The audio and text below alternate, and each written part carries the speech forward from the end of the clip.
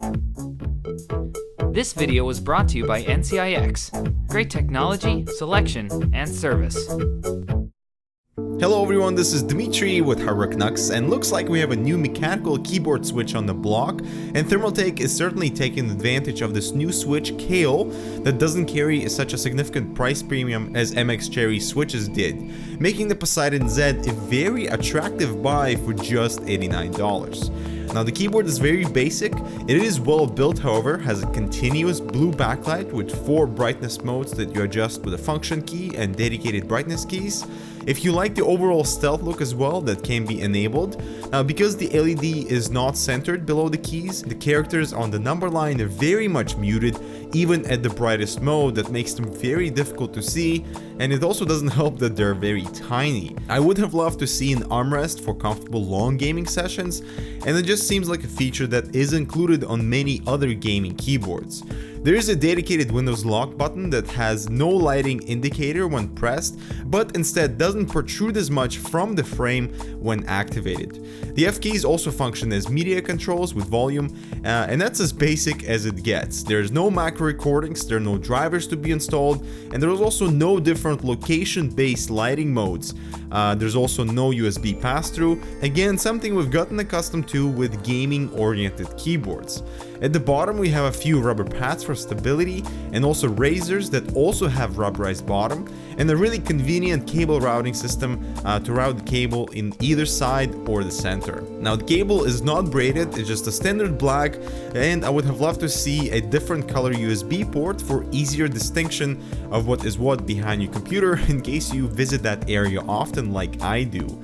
And the Poseidon Z doesn't offer full N key rollover despite what it says on the packaging, and only 6 to 8 keys can be registered at the same time without conflict. The keys are not rubberized, but the slightly curved top does the job in keeping your fingers on the keys without hitting the surrounding keys by accident.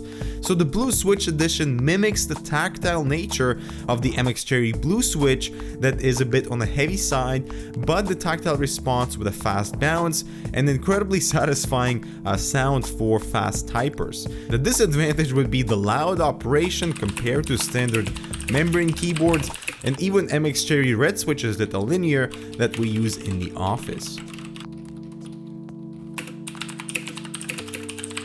There is some skepticism on this new Kailh switch in terms of quality and durability, considering MX Cherry switches were made in Germany and the Kailh switch will be manufactured in China. But the fact that Thermaltake has gone ahead with a 5-year warranty on the switch is a good sign, considering my K70 from Corsair offers only 2 years. But I have discovered inconsistency on some keys that feel lighter than the rest, and that sort of reveals the potential drawback of Kailh quality control. Now those users switching directly from MX Cherry Blue switches will find Poseidon Z very different with lighter keys. And we're about to see many manufacturers employ the Kailh switch, so it's a matter of time until the true and tested come to light. And over the period of 4 weeks, I really have gotten accustomed to the tactile Blue Edition switches of the Poseidon Z, both for gaming and just really all around use for typing and editing as well.